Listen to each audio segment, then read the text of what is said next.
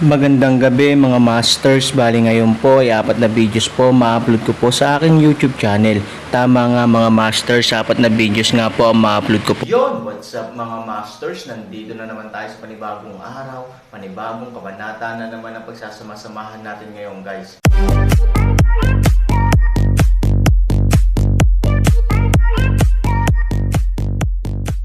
Bali mga masters, kung bago ka pa lang po sa aking YouTube channel, please click the subscribe button, lalong-lalo na po yung notification bell guys, para maging connected pa rin tayo sa isa't isa at maging updated kayo sa mga susunod ko pang video. Bali mga masters, bago natin umpisahan ng kwento ay mag-shoutout po muna tayo para sa mga solid nating tagapakinig. Shoutout kay Natsu Place at shoutout kay User WC9. Yun na nga mga masters, no? Bali hindi na ito patagalin. In 3, 2, 1, let's go! Mga master, magbabalik tayo sa pag-upload ng 4 na videos everyday simula ngayon araw. Salamat sa solid na pagsuporta mga master. Kabanata 3,571 hanggang 3,575. Kapag huminto ang Aaron, ang ibang mga tao ay nakatayo sa parehong lugar at hindi nang ahas na kumilos, at maingat na tumingin sa paligid upang maghanda para sa anumang hindi inaasahang sitwasyon. Tumingin sa paligid si Daw 12. Tahimik lang at walang kakaibang nangyari. Hindi niya maiwasang magtanong kay Aaron, "Aaron, anong problema?" Si Aaron ay sumimangot at umakyat ng bundok hanggang sa lahat. Wala siyang nakitang kakaiba. Ngunit pagkatapos niyang makarating dito, naramdaman ni Aaron na ang pagbabago-bago ng kapangyarihan ng bunganga ay partikular na halata, at ang ganitong uri ng pagbabago-bago ay hindi maramdaman sa paanan ng bundok. Ang pinakamahalaga, ang puwersang ito ay mas malakas kaysa sa Aaron na naisip. Pagkaraan ng ilang sandali, sinabi ni Aaron, "Wala, sige." Nang marinig ito, lahat ay nakahinga ng maluwag, ngunit ang pagbabantay ay hindi nang ahas na magpahinga. Malapit sa bunganga, ang pagbabago-bago ng kapangyarihan ay higit at higit na halata, at ito ay isang kakaibang dalas. "May nararamdaman ka ba?" tanong ni Aaron sa 12. Umiling si Daw 12 at sinabing, "Wala." "Anong problema?" Tumingin muli si Aaron sa ibang tao. Ang kanilang mga ekspresyon ay katulad ng Daw 12, malamang na wala siyang napapansin, kaya mas kakaiba ang pakiramdam ni Aaron. Napakalakas ng pagbabago-bago ng kapangyarihan, ngunit hindi alam ng mga taong ito. May kinalaman ba ito sa kapangyarihan sa kanilang mga katawan? Hindi ba nila alam ang pagkakaroon ng creator power dahil sila ay kabilang sa iisang angkan? Hindi na masyadong iniisip ito ng Aaron. Pumunta lang sa bunganga at tingnan. Sa oras na ito, ang temperatura ay umabot sa isang yugto na hindi kayang tiisin ng mga ordinaryong tao. Bukod sa Aaron at Daw 12, pinagpapawisan na ang ibang mga tao at basang-basa ang kanilang mga damit. Napagtanto ni Daw 12 na iba siya sa ibang tao dahil hindi niya naramdaman ang init sa paligid, at nakarating na siya sa bunganga, ngunit hindi niya naramdaman ang init, na masyadong hindi makaagham. "Aaron, anong ginawa mo sa akin? Bakit hindi ako nag-iinit?" tinanong ni Daw 12 si Aaron sa mahinang boses. Ngumiti si Han Sanchen. "Along the way, there is his energy barrier to protect Daw 12. Natural, hindi siya mag-iinit. Gusto mo bang maramdaman?" Sa sandaling bumagsak ang boses ni Aaron, tinanggal niya ang invisible energy barrier. Ngunit sa isang iglap, naramdaman ni Daw 12 ang isang heatwave na paparating, na nagpainit sa kanya ng labis. "Lying trough, ito ay hindi lamang mainit, ang hangin ay mainit." Sabi ni Daw 12, "Sa tingin mo isa itong bunganga at aktibong bulkan. Paanong hindi ito mainit?" Nakangiting sabi ni Aaron. "Kung hindi, mas mabuting ituloy mo ang ginawa mo." Walang hiyang sabi ni Daw 12. Itinatag muli ni Han Sanchen ang energy barrier, na hindi lamang para panatilihing cool ang Daw 12, kundi para protektahan ang kanyang kaligtasan. Sa wakas ay tumayo ang party sa bunganga. Napakabangong ng makapal na usok. Bagamat hindi namin nakikita ang mainit na lava, naiisip namin kung paano gamulong ang magma sa ilalim ng bulkan. Ang pinagmulan ng kapangyarihan, Aaron ay nadama, malalim sa puso ng lupa, ngunit hindi talaga hinawakan ang magma. Ito ay hindi tulad ng isang time and space tunnel, ito ay mas katulad ng isang bagay na iniwan ng isang malakas na tao. Marahil ito ay isang bangkay ng isang malakas na tao, o marahil ito ay isang sandata ng isang malakas na tao, ngunit kailangan mong makita ito ng iyong sariling mga mata. Kailan ka nakoma? Lumiko si Aaron para tanungin si John at ang iba pa. Hindi rin malay ni Daw 12 ang kanyang ulo, ngunit ang eksena sa kanyang harapan ay napatulala sa kanya. Bilang karagdagan sa kanya at Aaron, ang iba pang mga tao ay hindi alam kung kailan nahulog ang lahat sa lupa. Anong nangyayari? Labangan. Hindi napigilan ng Daw 12 ang mga bastos na pananalita.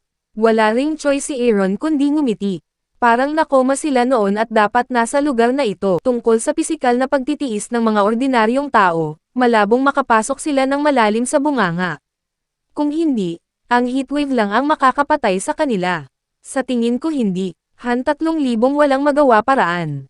Alam ng Daw 12 na kung wala ang proteksyon ni Aaron, ang kanyang kapalaran ay magiging katulad ng iba.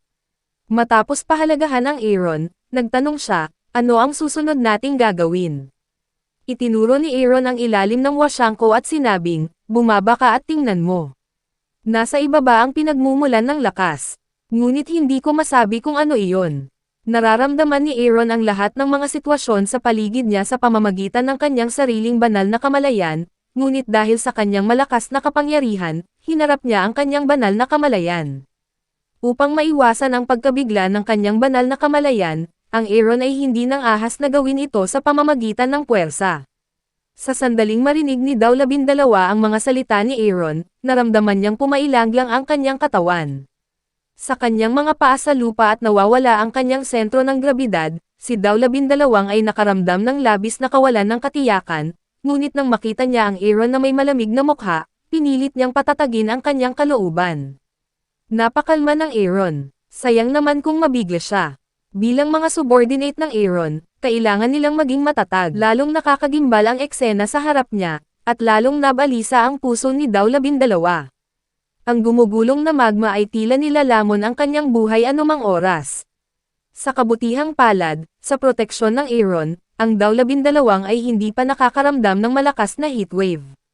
Kung hindi, mas matatakot siya sa sandaling ito. Kalmado si Han Sanchen, ngunit para sa kanya na unang beses na napunta sa bulkan, ang kanyang puso ay hindi pa rin mapakali. Bukod dito, ang hindi kilalang puwersa ay nagparamdam kay Han Sanchen ng higit at mas matinding. Hindi matiyak ni Han Sanchen kung ano ang kanyang makakaharap at kung ano ang susunod na mangyayari. Aaron, ang bulkang ito ay tila sisabog anumang oras. Sinabi ni Daw 12 kay Aaron. Umiling si Han Sanchen, hindi lamang pumutok anumang oras, sa kanyang pananaw, dapat ay sumabog na ang bulkan matagal na ang nakalipas, dahil lang sa umiiral ang hindi maipaliwanag na puwersang ito, pinigilan ang bulkan, kaya ito ang kasalukuyang sitwasyon. Kung hindi dahil sa puwersang ito, matagal nang pumutok ang bulkan, at nakaipon ito ng sobrang lakas. Sabi ni Aaron na may mabigat na ekspresyon. Ang pagkakaroon ng puwersang ito, sa kabaligtaran, ay pinoprotektahan ang punong tanggapan na isla, na nangangahulugan na kapag ang Aaron ay nakagambala sa puwersang ito at nagawa itong magbago, maaari itong makaapekto sa katatagan ng bulkan, o kahit na direktang pumutok. Nang marinig ito, nagsimulang umatras si Daw 12, ngunit sa tabi niya si Aaron, pinilit niyang kumalma. Naghahanap para sa lugar ng lakas, sa lalong madaling panahon, Aaron natagpuan ng isang napakakakaibang malaking bato, ang ibabaw ay tila balot sa isang layer ng magma, kaya ito ay ang kakaibang hugis. Nang maramdaman ni Daw 12 ang kanyang katawan na nakatayo sa harap ng malaking bato, tinanong niya si Aaron, ito ba ang batong pinagmumulan ng lakas? Ang bato ay isang ilusyon lamang. Sa batong ito, mayroong isang bagay na talagang makapangyarihan. Gusto ni Aaron na makita ito sa pamamagitan ng kanyang banal na kahulugan, ngunit direkta siyang nilabanan ng marahas. Kahit na ang malaking bato ay nanginag, na naging dahilan upang hindi maglakas loob ang Aaron na kumilos ng padalos-dalos. Ngunit kung susuko ka ng ganito, ang Aaron ay ganap na hindi nagkakasundo, at sa kanyang estilo ng paggawa ng mga bagay, hindi niya naisip na sumuko. Kung hahatiin mo ang batong ito, makikita mo kung ano ang pag-aari ng kapangyarihan, ngunit sa ganitong paraan, ito ay malamang na magdulot ng mga pagbabago, at baka ang bulkan ay sumabog. Aaron Tone Untangled said. Bagamat magkakilala sina Daw 12 at Aaron hindi pa lang, alam pa rin niya ang karakter ni Aaron kapag may gusto siyang gawin, kahit tanda lang, gagawin niya hanggang dulo. Kunin ang organisasyon ng itim na tupa bilang isang halimbawa. Nang magkita ang Daw-12 at Aaron sa unang pagkakataon, malapit na niyang sirain ang organisasyon ng Black Sheep. Sa oras na iyon, naisip ni Daw-12 na ang kanyang mga salita ay wala sa tanong. Pero ngayon, nasa Headquarters Island na sila ng Black Sheep Organization. Ang mapahamak o hindi ay isang pangungusap lamang ng Aaron. Gawin mo lahat ng gusto mo. Kasama mo ako, sabi ni Daw-12. Nakatitig si Aaron sa malaking bato na may time na mga mata. Alam niyang walang epekto ang pag-aalinlangan. Sa ngayon, ang pag-aalangan ay pagpapaliban lamang ng oras. Gagawin niya ito sa huli. Bakit hindi siya magsaya ng direkta?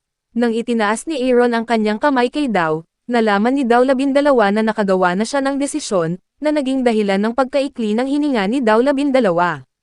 Bukod dito, ang kamay ni Aaron ay nagpapalabas ng isang espesyal na liwanag sa sandaling ito, na nagpaparamdam sa mga tao na matalas at malakas. Nakatayo lang sa tabi niya, nakakaramdam ng matinding pressure ang Daw-12.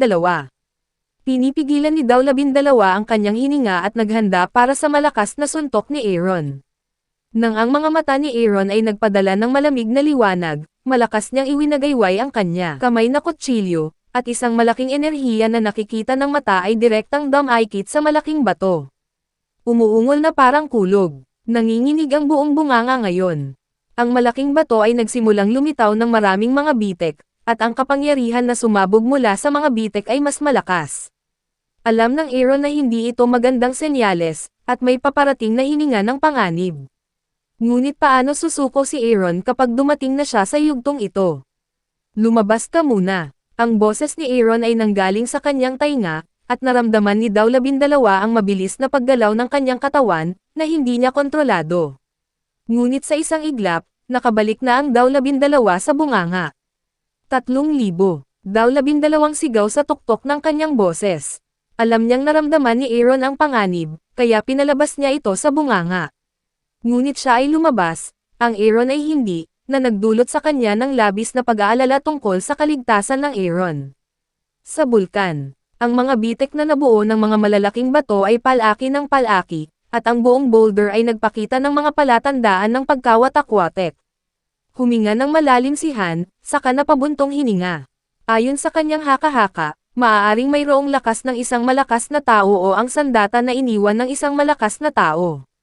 Bago iyon, naisip niya na hindi malakas ang kapangyarihan ng pumatay ng gintong medalya.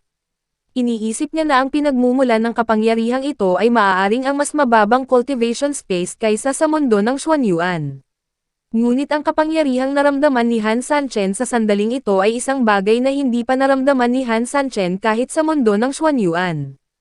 Ipinapakita nito na ang ganitong uri ng kapangyarihan ay nagmumula sa mas mataas na espasyo ng mundo ng Xuanyuan, at maaaring ito pa nga ang lugar na maaaring mapuntahan ni Han Sanchen sa isang hakbang.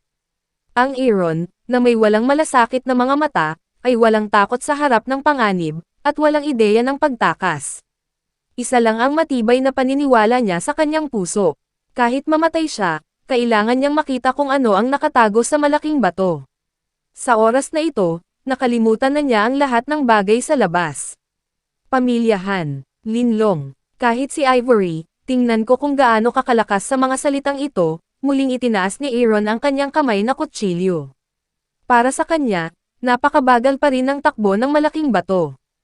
Hindi na siya makapaghintay na makita kung ano ang nakatago sa loob. Ang pagwagayway muli ng kamay na kutsilyo ay kabilang sa makapangyarihang puwersa ng Aaron, na tumama sa malaking bato sa pangalawang pagkakataon. Nang inatake ang malaking bato sa pangalawang pagkakataon, bumukas ito. Samantala, ang nakatagong kapangyarihan ng malaking bato ay ipinakita sa harap ng Aaron. Ang epekto ng puwersa ay nagpa-atras sa Aaron ng 10-10 metro at halos huminto malapit sa gilid ng bulkan na bato, ito. Ang boulder ay nabasag, at ang orihinal na lugar ng malaking bato, mayroon lamang isang palakol na kasing taas ng Aaron. Ang palakol ay madilim, na may kidlat na parang enerhiyang nakakabit dito, sa ganito pa lamang ay ramdam na ng Aaron ang kapangyarihan nito, gaya ng inaasahan ko, kahit patay na ang iyong amo, mayroon ka pa ring napakalakas na kapangyarihan ang iyong Panginoon, sabi ni Han na may buntong hininga. Sa oras na ito, nagsimulang dumagsa ang underground magma, at maaaring sumabog anumang oras. Aaron sa oras na ito upang piliin na umalis ay ang pinakamakatwirang, ngunit hindi niya ginawa ito, ngunit sa palakol. Yun na nga mga masters, no? Bali panibagong kabanata na naman yung natapos natin ngayong gabi. Muli, maraming salamat po talaga sa walang sawang suporta po sa aking YouTube channel na talagang inaabangan niyo po ang bawat upload ko po. Kang masyadong Bali, mga mapagkunwari, masters, ang mga taong ito ay nakoma sa bunganga. Ano ang silbi ng hayaan silang manguna? Kung may nangyaring mali, hindi mo ako mahihirapang magligtas, sila. Medyo nahihiya si John. Siya lang ang makapagsasabing walang kwenta